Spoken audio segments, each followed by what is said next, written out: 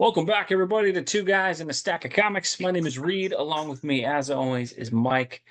Mike, we are going to dive into the deep end today of one of the bigger nerd debates of Of all all time. time. One that's been going on well over almost 40 years at this point with these two franchises. And Yeah. while I think you and I both have affinity for both of them, we are going to go through why we believe one is better than the other. And that is the debate Oh, of what yes. is better, Star Trek or Star Wars. I can't wait to see what the watchers put in the Absolutely. comments. I No, mean, it's one going of to the be most interesting parts amazing. is always seeing what people think. And I think you and I are going to pick one that most folks don't typically side with on this. I will say, I do think the franchises are massively different. I think they are definitely different things. And so I have never really been a huge proponent of the debate in that it kind of, to me, is like people saying, what's better, football or basketball? It really depends on what you're looking for, right? I would Football. yeah, I Oh. know you but it's one of those things where I get it. I guess you could say it's a debate because they're both sports, but they're very different. And I kind of feel the same way about this, but we figured we kind of just if we were forced to, we had to pick a side, Star Trek or Star Wars, where would we be? So I'll kick it to you, sir. If you were in between on those two, what would you side with? Well, I think this is another place where you and I agree. And I'm a Trekkie. And I raised myself as a Trekkie. Well, I had an aunt, a younger aunt, my father's sister, who was a big Star Trek fan of, the original show. And I was overseas in the 60s as a very young child, and we were in the military. But when I came back stateside, of course, Star Trek was already canceled, but the reruns had started. So it would be this big thing when I would go over to my grandparents' house, and my aunt was there. My aunt Cynthia was there, and she loved Star Trek. And in New Mexico, after the 10 o'clock news, Saturday and Sunday night, they would show the Star Trek reruns, and that's how I fell in love with the show from a very young age. And one year, the Star Trek convention came to town, and it was just a thing. I love the characters, and I love science fiction, but for me, what I fell in love with it was the storytelling, the writing. Of course, the acting was great. The sets and the special effects, they don't hold the test of time. But the thing about that makes Star Trek so cool is that even though the sets were low budget and the special effects were cheesy as heck, the writing and the acting and the directing was so good that those stories held up and held your interest even long after when we had the special effects boom when Star Wars came along.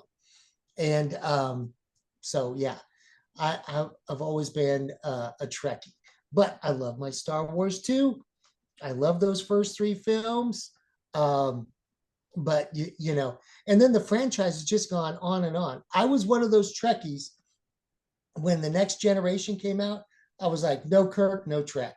That's it. I'm out. I would never like, who is this guy? And he's British. I'm like, come on, man. And I never watched them until recently. Recently, I went through and watched, I think, like all 7 seasons, and they were good. Um, I Yeah. came I came to love Picard, Patrick Stewart as Picard. But I saw him as Professor X. Before Picard. Well, before I really watched a Next Yeah. Generation show. So that's just a little bit of nerdiness about Mike. I got to know Picard as Professor X before I really, delved into his Star Trek lore. Yeah, it's interesting for me in that I would never have ever thought I'd say I like Star Trek better than Star Wars, but it's to the point where I don't even necessarily think it's close. That Star Trek's better, and the reason I say that is I think three of the greatest films of all time are those first three Star Wars movies.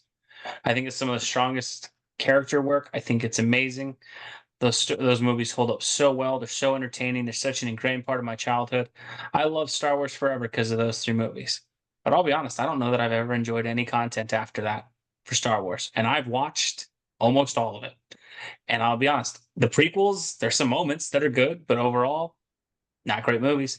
The sequel trilogy, I try not to get angry and get and stuff, so I'm just gonna say I didn't like it and leave it at that. Because if I talk about that too long, I can't avoid getting angry about the destruction that they did on those. I think the movies Disney's have done have all been very cheap and derivative as far as they're basically just repurposing the original trilogy, retelling the story, and telling it with worse characters portrayed by not as charismatic of actors, written by not as talented a writer, and directed by not as talented directors with higher budgets. And they've tried to blind you with special effects. I think they've taken characters we loved, like Luke Skywalker and Han Solo and Boba Fett and different ones. They've completely misinterpreted those characters, destroyed them, and tried to feed us back to like, oh, here they are. And it's been really tough for Star Wars. I think the last couple of years. And I know there was great books for Star Wars. I'm not saying that there's no good content, but when I look at it, if I would say pile Star Wars into a pile, there is 10% of content, which is those first 3 movies, that is the gold standard, amazing. And the rest is all not great. Star Trek, to me, the amazing thing is I always used to watch older episodes with my dad on like Saturday mornings. I remember watching that, and my dad would always like, do like a Scotty impression when we got in the car and stuff Yeah. like that. And started, I have so many good memories of that. But when I go back and I watch those, the thing that I really love about them is how much it challenges you as a viewer and how much it holds up over different shows that take place. And like you said, it doesn't have the special effects to rely on. It doesn't have these massive budgets and these massive things to hold you in there.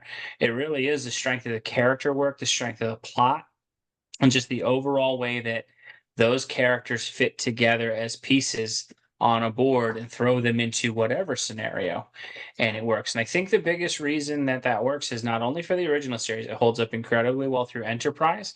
It holds up pretty well through stuff like DS9 and some of the other shows Voyager. that come I'm out. watching Voyager right Voyager. now.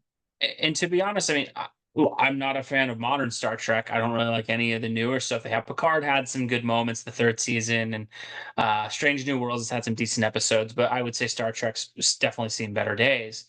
But I also think then I look at the strength of the Star Trek movies that came out. The original cast when they brought them back was in the late 70s, and how good a lot of those are, and how well those are integrated. 79. And I think the thing is that just stands out, like you said, it's the writing. It's the fact that you don't have, Star Wars. I look at it and it's like, how much of my affinity is because Darth Vader is such a cool looking character and Han Solo is so likable. But And when you actually Chewbacca. look, yeah, and you got Chewbacca and R2 and all that, but when He's you my really look at favorite. it, outside of that original Skywalker saga portion, the first 3 movies, they haven't really created a lot of plot threads that really work well for Star Wars. And I think the reason is Star Trek didn't have cool costumes to distract you or cool graphics. It was, you're going to tune in for the conceptual challenge that we're going to throw at you of these characters that you know and love are going to get thrown into a scenario where they're on a world that's completely different with things that are completely outside of their control. How do they try to solve this? And I think that's the amazing character work that Star Trek does is when you go back and watch some of those episodes, if you forget them, you're like, man, that's a really good question of morality and what's the right thing to do and the wrong thing to do.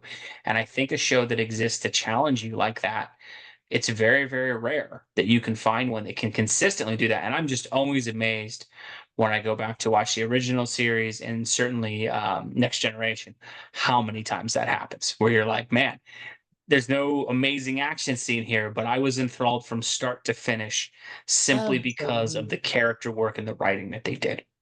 It was so amazing to me how most of Star Trek exists on the small screen, right? With a handful of movies over the years, some great, some not so great. But the chops that you had to have as a writer back in the old days. I think all the writers since then have really tried to step up to the plate. And I don't know if you can say that about some of the Star Wars content. Um, One of our best friends, Lauren, Mhm. huge Star Wars fan. Humongous, yeah. and there's a little bit of a generational divide as well. Folks of my generation, we knew Star Wars before, I mean, we knew Star Trek before Star Wars existed. So we always have that earlier affinity for it. But and folks that came along a little bit later, they were introduced to Star Wars before they were introduced to Star Trek. So I get there's the divide. It's kind of like Marvel or DC. You can't be one or Yeah. the other. I will say this. I think for most of Star Trek's, snippets of hour at a time episodic television, you really had to bring it. But like we say with some of the comics, man, that original foundation of Gene Roddenberry, and we're gonna imagine a hopeful, aspirational future where the world is, solid and one, and all of our differences have been resolved, and now we're going to go forth into space and kind of see what else is out there, with an aspirational morality behind it, and take it into space. It was just magical, and you can still see, 60 years later, they're still doing content. Picard was pretty good. Um, Discovery, I haven't watched all of Discovery, but the special effects are amazing. What's kind of interesting is TV special effects have caught up to, even in the 90s, Deep Space Nine and Voyager, the special effects are pretty darn good, but the storytelling's good, and the characters are good, and the acting is good. But it's those stories, that challenge you, that inspire you, that make you wonder, that draw you in, and the great actors that have played the parts of the characters that we love for Star Trek is just, it's amazing. It Yeah, really I is. think where ultimately Star Trek kind of wins for me, I do think, again, just like you mentioned this year, a number of episodes and things like that. And I think one of the things that's been lost a little bit, and it always makes me sad because TV shows used to produce, in my opinion, the most lovable characters. And that when I go back and I watch older television shows that I really enjoyed, one of my favorite TV shows of all time was the original Magnum PI TV show. I used to watch it with my dad and my brother a lot. And the thing was interesting is when you go back and you watch the original Magnum PI TV show, there isn't car explosions every week. There aren't cutthroat action sequences or things like that. What it was you spent so much time with those characters of Magnum and Rick and TC and all these older characters that you just liked spending time with the characters. You could put those characters in any scenario, in any adventure. And because it was for 22 episodes a year or 26 episodes a year, you just liked seeing those characters interact. There was such strong character development and building with those characters that it was like you had an attachment to them.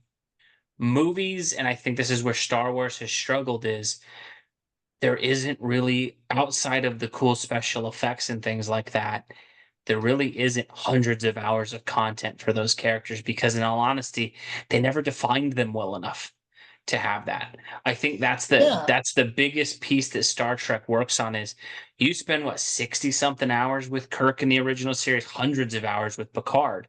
By the end, when you have those characters, you feel like you know them on a yeah. level that the Star Wars characters, while you like them, and again, I am not trashing Luke or Han or Vader or Fett or any of those great characters. There's just more of an attachment to Captain Kirk and Spock and those characters because of the amount of time and just the strong character building they did for who those characters were. Yeah, it's a deeper connection, for these characters. And by the way, I love Strange New Worlds. I know you're not a big fan of it, but it I just struggle with modern Trek. I do struggle with modern I Trek. love Strange New Worlds and Pike, and it was episodic, and it wasn't uh, cliffhangers every week like Discovery was. Like you had to watch the whole season to get the story. I liked how they went back to the format where most every episode was its own complete story, because Mhm. that's why I think Trek really thrives. But absolutely, you get to know these characters little at a time, and when you start a new Star Trek show, whatever it be, Deep Space Nine, Voyager, Um, and even with Strange New Worlds, I mean, we all know Pike from the lore, right? And Yeah. he appeared in that episode, um, uh, and and so we kind of knew him. But your movies, they constrict you. You got 2 to 3 hours to develop your character, and oh, by the way, they're throwing billions in special effects, so we got to have plenty of time for screen effects, and that's great. But it just it diminishes the amount of time that you have to build your connection with your characters, and the TV does that because they hook you all year long, and you know, and now we're in the realm of binge watching, and so you just get on it like, you know, every day after work I put on another episode, and and you go from there, and it's a long Yeah. haul connection with the characters, whereas, you know, movies, you got 2 3 hours, They and maybe 2 3 5 years later you'll get another 2 hours with this character, but oh, by the way, it's going to be interrupted because we're going to try and throw this person, and this person in there. And then also we want to throw this character in there because we think the demographics are going to like it. And we're going to switch to a younger audience or whatever. And it just, you know, it takes away from the writer's ability to really build a deep connection with the characters like you do with television. Yeah. I think it's really interesting to see what people think below. Are you a Star Wars or Star Trek fan? I'm always interested to see people's thoughts on it. Again, not trashing Star Wars at all. I think those first three films, among the greatest storytelling ever done. Absolutely love those. They're the gold standard of sci-fi films, in my opinion.